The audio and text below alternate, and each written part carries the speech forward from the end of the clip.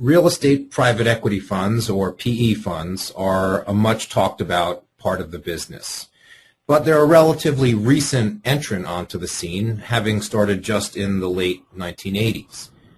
What's the difference between what we think of today as a real estate private equity fund and another vehicle that's been around for a much longer time, a real estate equity syndication? When we talk about a syndication, which still exists, I mean, syndications are very much still a common mechanism.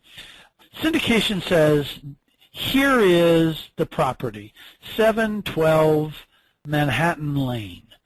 Very specific property, and I'm going to go out and raise money from a pool of investors for that specific identified property at identified pricing and identified management terms. What could be pooled, I could have 3 properties in there, but it's not blind. You know exactly what you're getting, and that's what you're signing in for. What a private equity vehicle is different. It says, what I'm going to do is go out and raise money from investors based on my reputation, my strategy, my track record, my credentials, my investment objectives. I'm going to raise the money ahead of time.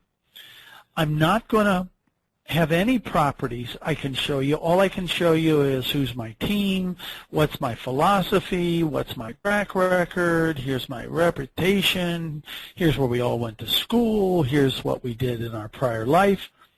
And you give me money ahead of time with which I then will go out and invest on your behalf, on behalf of this pool of investors.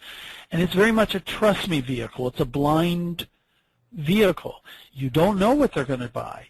You know who they are and up to personnel leaving. You know what their strategy is up to them changing. But you're not buying specific properties. You're buying into a concept in a private equity vehicle. And you're obligated to provide money under contractual terms, contractual fees, contractual profit splits, contractual governance. The governance usually is the manager who's raising the money gets to decide how to operate the property and how to invest the money and how to dispose of the properties at their sole discretion, as long as they're a good fiduciary and are not doing fraudulent things. So they're very different. The private equity is a much harder vehicle to raise money for because it's a trust me vehicle, as opposed to a syndication or a traditional syndication where you know what you're buying. You still have to trust me to manage it well. You still have to like the pricing, but at least you know what you're buying. But the hard part of a syndicate is, well, I don't have the money with which to tie up the property. And so what happens in the traditional syndication that's made it difficult is I don't have the money, but I have to convince the seller to let me tie up their property while I go put the syndicate together and market the property, and that may take 3 months, 6 months to get the money corralled and put together documents. Meanwhile, hold on, I've got a sole right to buy your property. The beauty of private equity is it may take me 2 years to raise the blind pool because it's a slow process. It may take me much longer to raise a blind pool than a property identified syndicate. But once I've raised it, I can go to sellers and say, here's the money. I've got the money. I put the money down. They don't worry about, gee, I wonder if he'll be able to raise the money. So they each have their pros and cons as a way to operate. And the thing I would close that comment on is increasingly private equity funds are almost becoming like brand name money managers. There's a few, I think there's a wave of consolidation underway of brand name, not just reputation of good firms, but brand name. There are a lot of good firms, but there are only a few brand names.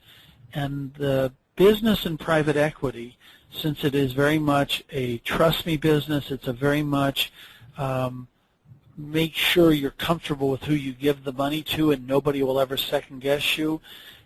It's reputation plus brand, and you're starting to see firms like Blackstone and Colony and maybe an Apollo and a Carlyle and a few go beyond reputation to brand, whereas a lot of people who have very good reputations are finding it harder to raise a private equity vehicle and are looking more to syndicate. Now, in a private equity fund, typically there's a finite life to the fund. Is that typically the same with a syndication where they say, here is the property and we're going to hold it for 5 years, or is it more open-ended? Syndicates tend to be more open-ended. They can have a finite life, but more typical in a syndicate is something that says, this is the owner, this is the operator. They get to decide, usually in their sole discretion, when the right time to sell is. There might be some outside date of 10 or 15 years, or there may be something that if 70% of the money says you have to sell, you have to sell. But it tends to be a longer-lived, more open-lived phenomena. When you look at private equity, remember, it's a pure trust vehicle. Trust me, I'm going to buy what you want, I'm going to sell what you want, I'm going to do all these things. The pushback then becomes, okay, I'm only going to give you 3 or 4 years to invest the money, and I'm only going to give you maybe 7 or 8 years total to have my money, after which you have to give it back, no matter what, unless I, as the investor, say otherwise.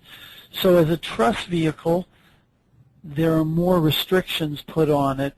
The greater you have to have trust. Trust is fine, but. And so syndicates generally have longer lives and more flexible lives.